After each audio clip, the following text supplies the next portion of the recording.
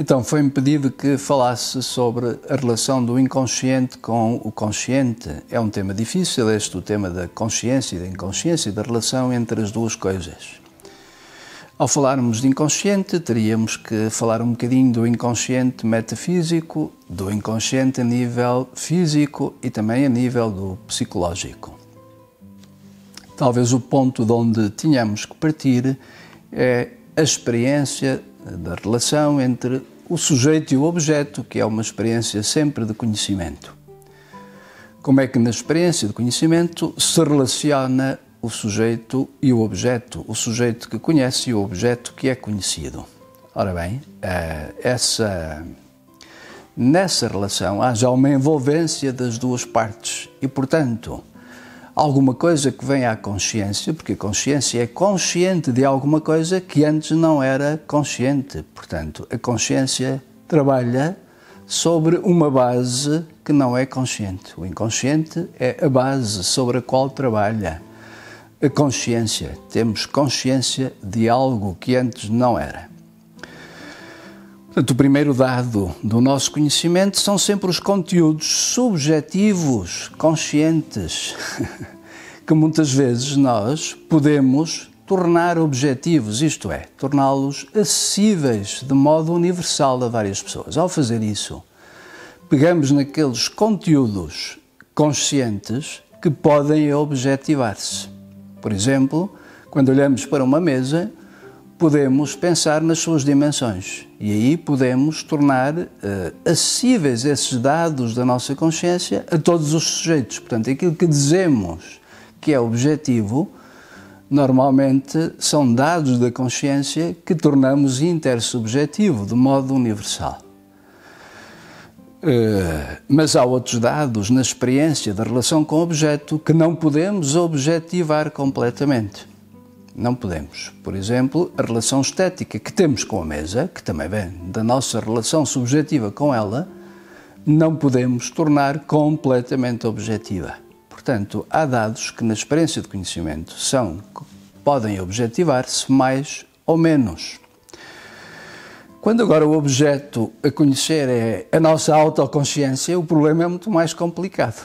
Porque para nós podermos objetivar a nossa autoconsciência, então teríamos que fazer dela um objeto objetivável. Isto é, teríamos que afastar o nosso sujeito do próprio objeto que quereríamos conhecer. Neste caso, seria a nossa própria autoconsciência. Ora, não é possível nós afastarmos completamente o sujeito do objeto. E, portanto, indica que alguma coisa na nossa autoconsciência se torna resistente à objetivação completa. A nossa experiência, mais uma vez, de consciência, trabalha sobre uma base que não pode ser totalmente consciente e objetivável. Portanto, isto é um problema. Por outro lado, as nossas experiências de consciência trabalham sempre a partir de uma vivência interna. Portanto, no nosso ser humano, há partes das quais não temos consciência. Quando tomamos consciência de algo, os mecanismos neuronais e físicos estão a funcionar, não temos consciência deles. Portanto, é sobre eles que a própria consciência funciona, unificando vivências, percepções, imagens, sensações, e não sabemos como é que passamos dos dados inconscientes para os dados conscientes. Há também que ver que a consciência trabalha um bocadinho sobre o todo dos dados. Ao fazemos conceitos sobre o todo para os tornarmos universais. E o todo, normalmente, também não é uma soma de partes. Basta ver, por exemplo, no caso da água. A água não é simplesmente a soma do hidrogênio com o oxigênio, porque a água contém propriedades que as partes não contêm. Por exemplo, com a água apagamos o fogo. Mas exatamente as partes não conseguem fazer isso, porque o hidrogênio é combustível e o oxigênio ativa a combustão, exatamente o contrário. Portanto, num todo, não se pode simplesmente dividir numa soma de partes, porque um todo não é soma de partes. Do ponto de vista matemático e do ponto de vista de propriedades mensuráveis, pode ser. Realmente, a massa da água é igual à soma das massas do hidrogênio e do oxigênio. Mas as propriedades de um todo, mesmo as propriedades físicas, não são a soma de propriedades das suas partes. Então, ao nível da consciência, esta dificuldade aparece com muito mais gravidade e acuidade, não é? Porque, de facto, na experiência humana, não podemos controlar, do ponto de vista da consciência, todas as variáveis e reduzi-las a coisas mensuráveis. Então, a ideia de que a razão, como Descartes pretendeu no século XVII, podia ser usar conceitos claros e distintos, e, portanto, para isso se tinham que usar conceitos puramente matemáticos, que é o que as ciências naturais fazem, e as outras ciências, um bocadinho por cópia do método da física, também tendem a fazer, é reduzir as dimensões do real a coisas perfeitamente mensuráveis para as podermos tornar objetivas. Ora, isso não é possível.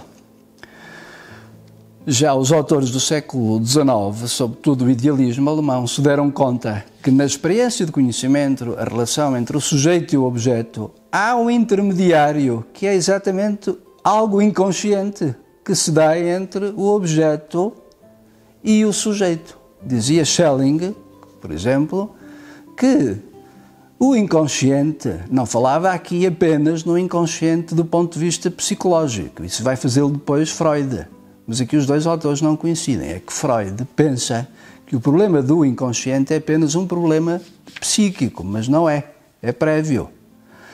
Porque a própria matéria é inconsciente, quase toda, só no ser humano ela se torna consciente, portanto, a consciência trabalha sempre sobre uma base material, que é ela mesma inconsciente. E, portanto, viu bem Schelling que na relação entre o sujeito e o objeto, o inconsciente é que é aqui o intermediário. É de onde se tira a relação para que os dados inconscientes venham à consciência. E esta relação é uma relação física e, mais do que uma relação física, é também uma relação metafísica. Portanto, reparemos que as ciências, sejam a psicologia, ou a física, ou a biologia, trabalham sobre as relações do como, do funcionamento das coisas, mas não dizem o que as coisas são.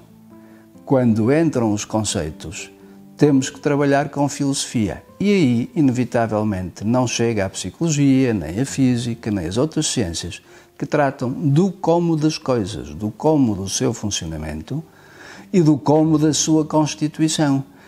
Mas daí não se segue dizer o que uma determinada coisa é. O que é uma coisa não se segue, embora tenha a ver com aquilo, o como dela, como é que ela funciona. Portanto, as relações causais são mais que relações puramente mecânicas do como da materialidade das coisas. E no caso da consciência, esta relação é muito mais complicada, porque temos, ao dizer o que é a consciência e como é que ela funciona, as duas coisas estão ligadas, mas uma não é exatamente igual à outra. O que é a consciência também se pode ver a partir do seu funcionamento, também psíquico e físico. E aí entram dados psíquicos e físicos inconscientes. Mas o que é, quer a consciência, quer o que é a inconsciente ou o inconsciente, estamos ao nível dos conceitos. E os conceitos é sempre a nossa subjetividade que o faz. Portanto, não são apenas objetivos, no sentido que hoje lhe damos, depois do século XVII. Não há dados puramente objetivos, porque aquilo que é primeiro é sempre uma relação entre o sujeito e o objeto. Nessa relação, alguns desses dados, portanto, da consciência, que vem à consciência, alguns deles podemos objetivar, isto é, tornar acessíveis. E como é que fazemos? Buscamos só aquelas qualidades ditas primárias que podemos mensurar de alguma maneira. Sim, mas isso não é toda a realidade que estamos a tratar. Há sempre, nessa realidade, parte dela que nos escapa até à linguagem e, sobretudo, a uma linguagem de tipo matemático. Temos que tratá-la como uma linguagem mais representativa, de outro tipo. E também simbólica, relativamente ao que as coisas significam. Portanto, isso ao nível da consciência, a relação é muito mais complicada do que uma coisa física. Se já temos problemas para coisas físicas, por exemplo, de propriedades microscópicas, raramente conseguimos chegar às propriedades macroscópicas, porque de facto há um salto, porque um todo não é apenas uma soma de partes e as relações causais são muito mais complicadas entre ambas as coisas. Portanto, no caso do problema da consciência, temos que, penso eu, que ter sempre presente que o consciente trabalha sempre sobre uma base inconsciente e essa base é física, é também psíquica e é, sobretudo, metafísica. E não nos podemos, penso eu, sair deste enquadramento. O inconsciente é tão real, porque, aliás, a própria natureza é quase toda ela inconsciente. Só no ser humano é que ela se torna consciente.